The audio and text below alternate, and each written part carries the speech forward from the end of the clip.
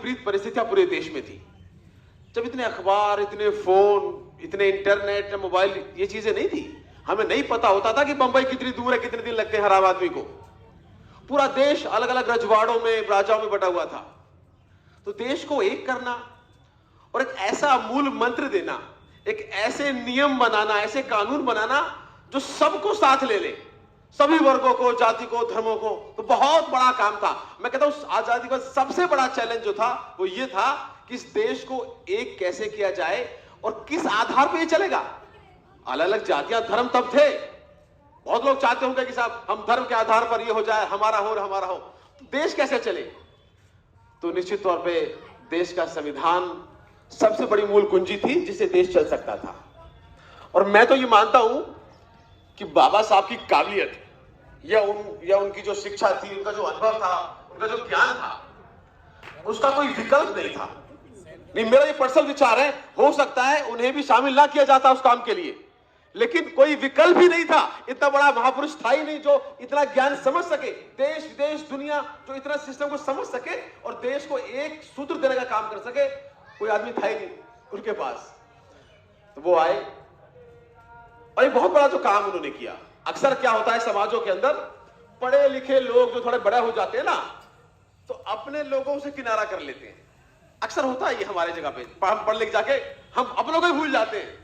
उनकी सबसे बड़ी महानता यह थी कि जब देश का कानून बन रहा था तो उन्होंने खास तौर पे दलित वर्ग का भी ध्यान रखा। जो परेशानियां उन्होंने झेली, उन्होंने किसी और को ना झेलनी पड़े, एक्स्ट्रा नहीं मांगा किसी से, किसी का हक दबा के अपनों को देने की कोशिश नहीं करी, लेकिन अन्याय ना हो, उन्हें वो बराबरी का मौका तो मिले, उसका ध्यान करते हुए आरक्षण का प्रावधान हमारे संविधान में किया, पिछड़ों के लिए, जरूरतमंदों के लिए। आज कुछ लोगों को ये बात पचती नहीं है। आरक्षण ये वो हजार बातें होती हैं और धीरे धीरे देश में ऐसी व्यवस्था होती जा रही है कि आरक्षण का लाभ नहीं पा रहे। हर चीज प्राइवेट हो रही है, सरकारी कंपनियां कहां बची है, हर चीज बिक गई, सब चीज ठेका प्रथा आ गई। अब ठेका प्रथा के अंदर कौन आपको क्या देगा ये आप बेहतर तरीके से जान सकते हो। तो अब से पहले 3000 या 4000 साल तक, हजारों साल तक शिक्षा पे किसका अधिकार था? दलितों का नहीं था, पिछड़ों का नहीं था। आप लोग बैठ जाएं, एक बार आपस ज्ञापन ले लेंगे आराम से, एक बार बैठ जाएं, बात पूरी हो जाने दें। हजारों साल तक आजादी से पहले शिक्षा पे अधिकार किसका था? हमारा नहीं था।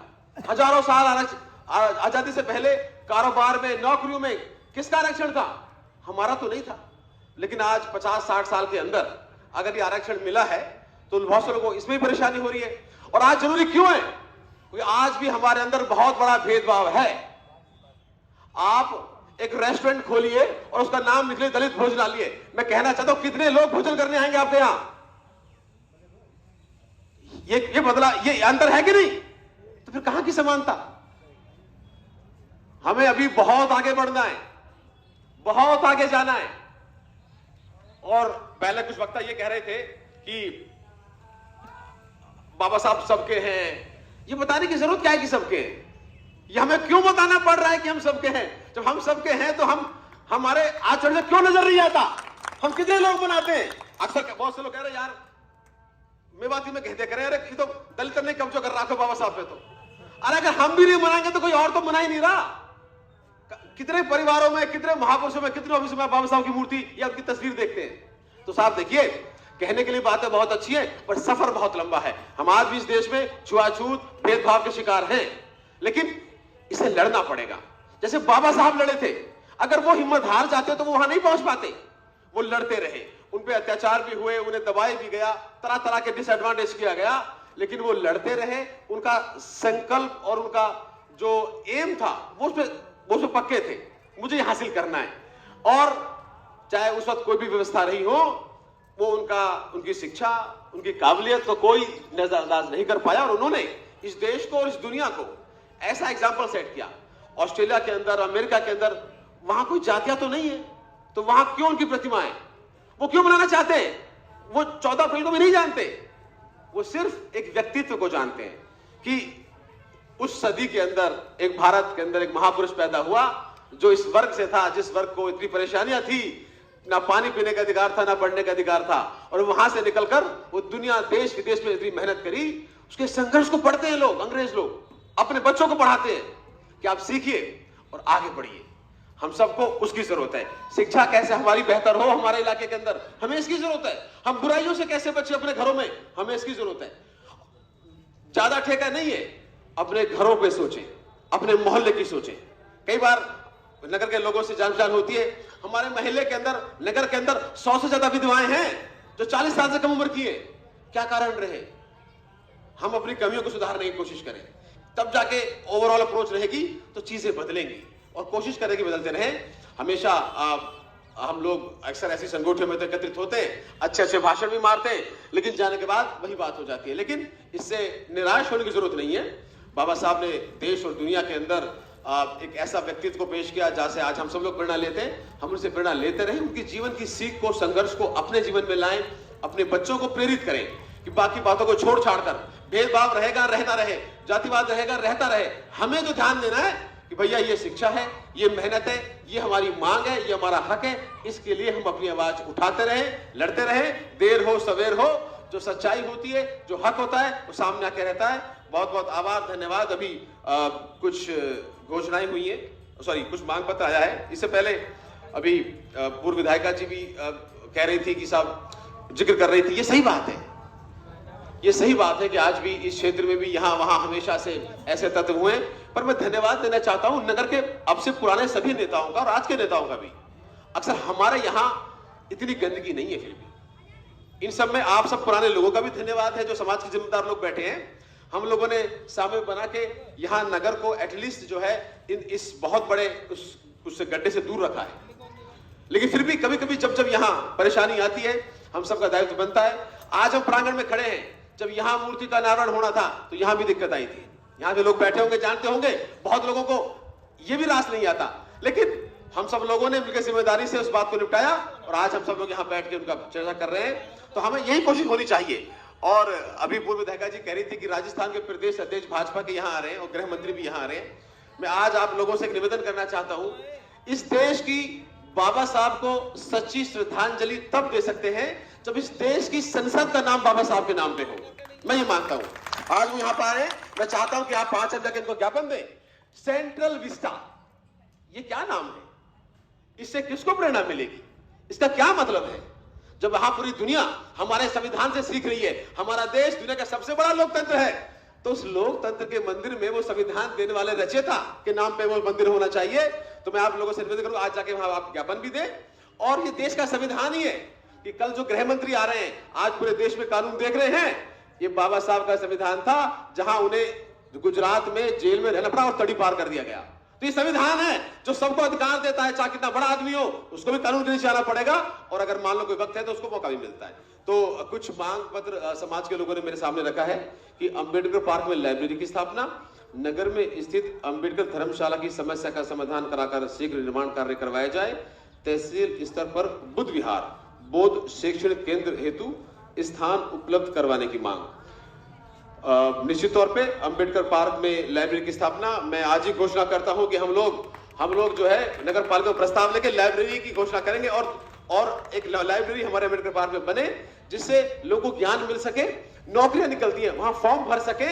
और यहाँ प्रॉब्लम कई बार ये हो जाती है कि लाइब्रेरी तो हम बना सकते हैं, लेकिन उसके संचालन के लिए जो स्टाफ होता है, जो क्वालिफाइड स्टाफ होता है, उस सरकार से सैंक्शन नहीं हो पाता, क्योंकि ऐसी सरकार की स्कीम तो है नहीं।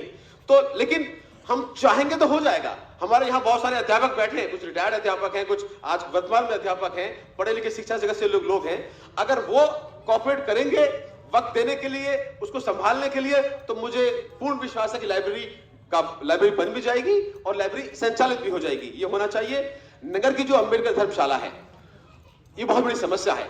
अक्सर लोग हम पे भी आरोप लगाते हैं कि आपने नगर पालिका ने अंबेडकर धर्मशाला तुड़वा दी। बात तुड़वाने की नहीं थी, लेकिन अब अंबेडकर धर्मशाला की जो फिलहाल स्थिति है वो सब आपके सामने है।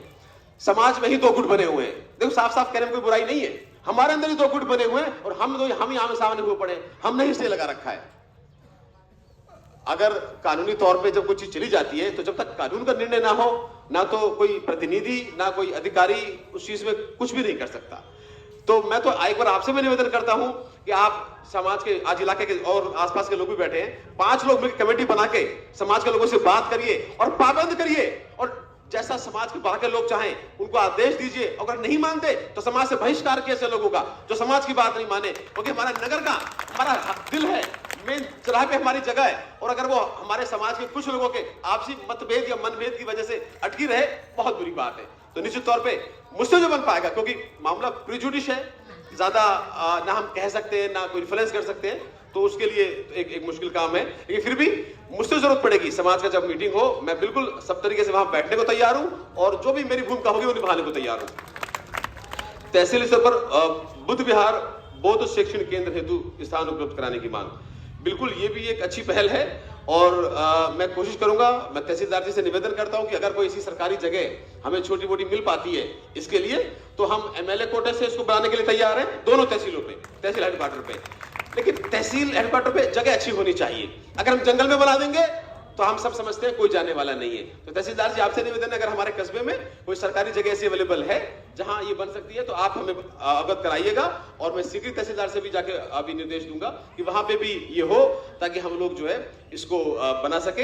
ये जरूरत है, ये जो मांग पत्र हमारा है, लाइब्रेरी बने, हमारा जो शैक्षणिक केंद्र बने, इन चीजों से विकास होगा। और साथ के साथ हम लोग बुराइयों को कैसे कमजोर करें, तब जाके हम लोग अपने महापुरुषों ने जो हमारे लिए त्याग दिया, कुर्बानी दी, जो भला बुरा झेला उस वक्त में, तब जाके हम उसका कर्ज उतार पाएंगे। आप लोगों ने यहाँ आकर अपने विचार रखने का अवसर दिया, इसके लिए बहुत बहुत आभार। हम सब लोग मिलजुल कर इसी तरह अपने नगर को आगे बढ़ाएं, अपने इलाके को आगे बढ़ाएं, भाईचारा बढ़ाएं, और जो जिस उम्मीद के साथ जनता प्यार मोहब्बत एकता से यहाँ रहना चाहती है, उसको हम आगे बढ़ाएं। बाबा साहब ने सबको बराबर का अधिकार दिया है, जो हमारा देश का संविधान का प्राइमल है, हमें पहनने का अधिकार, बात करने का, धर्म का, क्योंकि हम भारत न एक जाति है ना एक तरह के लोग हैं, हम लोग विभिन्न प्रकार के लोग हैं, हमारी धर्म अलग है, जाति अलग है, पहनावा अलग है, हमारे विश्वास अलग हो सकते हैं। तो अभी यूनिफॉर्म सिविल कोड की बात हो रही थी, अनिता जी कर रही थी, शायद वो उसकी डिटेल में आप लोगों को बताती कि यूनिफॉर्म सिविल कोड क्या है, तो पता चलता।